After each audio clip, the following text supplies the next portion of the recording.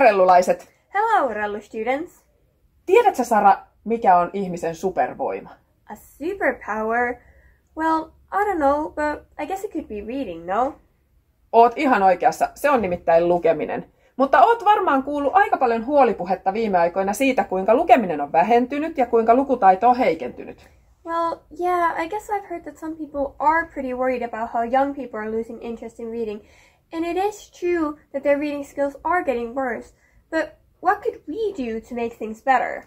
No me Rellussa on tartuttu tähän asiaan starttaamalla tänä syksynä Lukeva Rellu-kampanja, jonka tavoitteena on lisätä lukemista oppitunneille sekä oppituntien ulkopuolella innostaa ihmisiä lukemaan erilaisin tempauksin ja kampanjoin. Wow, I'm so happy that we're launching the Lukeva Rellu campaign to encourage and inspire students to read more. It sounds great that the goal of the campaign is to try to motivate students to different fun ways, such as challenges and reading-related activities, and to bring more reading into lessons. Ja nyt kurkistetaan muutama video meidän opiskelijoilta ja opettajilta lukemisen merkityksestä ja tärkeydestä. Rellussa tämän vuoden painopiste on parempi oppiminen ja mikäpä siihen on ihan keskeisin eväs on lukeminen. Ja tämä on yksi syy, miksi me Rellussa käynnistetään Lukeva Rellu-kampanja. Se on osa tätä meidän parempaa oppimista. Itse myös suosittelen lukemista. Mulla on aina kesken joku tietokirja, mutta myös romaani. Ja tällä hetkellä olen tämän saanut juuri loppuun. Loistava kirja ja tämä onnellisuuden hypoteesi, johdatus ajattomaan viisauteen on mulla vielä kesken. Rellun OPKH tukee Lukeva Rellu-kampanjaa, joka kannustaa jokaista rellulaista lukemaan. Lukeminen kehittää kriittistä ajattelua sekä auttaa meitä ymmärtämään toisiamme ja ympäröivää maailmaa.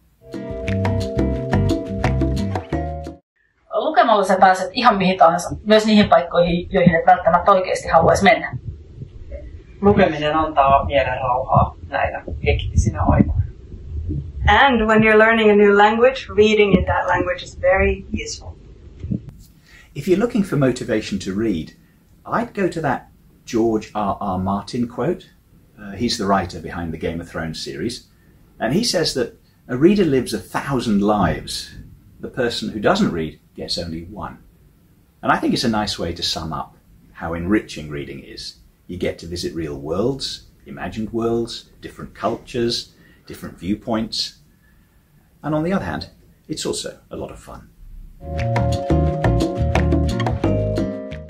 Mun mielestä kannattaa lukea kokonaisia lauseita, eli hyvää kieltä. Ja sitten jotain, mikä sua itseä kiinnostaa, mutta myös sellaista, mistä sä et niin tiedäkään mitään, niin aivot saa vähän välipaloja. Ja sitten aina ei kannata lukea tai tarvitse lukea uutta tai eri kirjoja, vaan se kun sä palaat johonkin, minkä sä oot jo lukenut, niin todennäköisesti sieltä nouseekin ihan eri teemoja ja uusia ajatuksia. Mä tällä hetkellä itse kuuntelen Johanna Annolan Valkenee kaukainen ranta ja myöskin Niina Honkasen Pohjakosketus. Ja sitten mulla on iltalukemisena paperilla tietenkin Tuve Janssonin Kuvanveistäjän tytär. Tämän mä luen joka kesä. Lukeminen mahdollistaa kokemuksia erilaisista elämistä, maailmoista ja ihan universumeista. Ja jos haluaa eskapismia, niin suosittelen ehdottomasti James Clavellin Shogunia. Siinä on luettavaa ja eskapismia kerrakseen. No, mä tykkään lukea monenlaisia kirjoja. Mä otin mukaan muutaman, jotka mä oon tänä vuonna lukenut. Tässä on Satu Rämön dekkareita. Oikein hyviä, eikä kai sitä kauhean pitkään lukea. Sitten tässä on vähän tämmönen julmempi teos Pako Auschwitzista, mutta oli kyllä mielenkiintoinen sekin. Lukeminen voittaa tietokonepelit 6-0. Jos ajattelit lukea vain yhden kirjan, niin luepas vaikka tämä Rutger Bregmanin Hyvän historia. Sen keskeinen viesti on se, että ihminen on pohjimmiltaan hyvä. Ja jos meinaa vetää synkän puolelle, niin tämä kirja kyllä antaa toivoa. Okay. And if you would like something very easy to read, we've got L. Frank Baum's Wizard of Oz. There's 3 books in one, and the font is very big. So it's good for anybody to try. Eli ei ole mitään väliä, luetko tietoa vai luetko kaunokirjallisuutta, pääasia, että luet. Lukeminen antaa uusia näkökulmia elämään ja auttaa ymmärtämään toisia ihmisiä. Ja mä suosittelen ehdottomasti lukemaan kaikkea Sofi Oksasen tuotantoa. Ihan mun lempikirjailija. Books have taught me so many different ways to view the world. I think reading is an effort that we can make to understand ourselves and others better. Mulle lukeminen tarkoittaa ennen kaikkea uusia ajatuksia ja uusia kokemuksia. Sitä, että voi päästä jonkun toisen ihmisen ajatuksiin ja psyykkeeseen syvällisemmin kuin arkielämässä. Esimerkiksi mua tällä hetkellä kiehtoo tosi paljon ihmisen identiteetin muodostuminen ja mun mielestä kirjallisuus, etenkin kaunokirjallisuus, on sen ymmärtämiselle oikeastaan paras mahdollinen väline. Välillä voi tuntua, että aikaa lukemiselle ei löydy mistään, mutta jos lukee vain muutaman sivun, vaikka ennen nukkumaan menoa, niin kohta koko kirja on luettu, kun tarina tempaa mukaansa.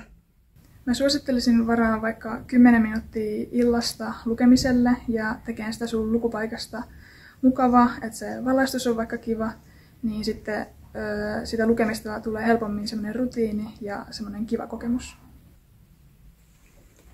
Moi rellulaiset! Tiesittekö te, että tuossa tykissä ollaan kampanjoitu lukemisen puolesta jo vaikka kuinka kauan, ja me ei. Ja mun mielestä olisi korkea aika voittaa tykkiläiset tässäkin asiassa. Ja voi helposti aloittaa vaikka lainaamalla koulun kirjastosta kirjoja. Hei, suurkiitos meidän tosi ihanille lukutsemppareille. Ja nyt varmaan olisi aika kurkistaa, miten me startataan tänä syksynä meidän Lukeva Rellu-kampanja. Yeah, let's go check out how the Lukeva Rellu campaign will begin.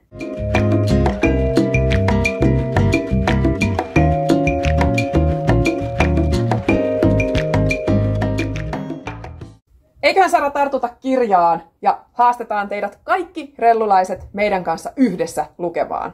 Yeah, let's read Rellu.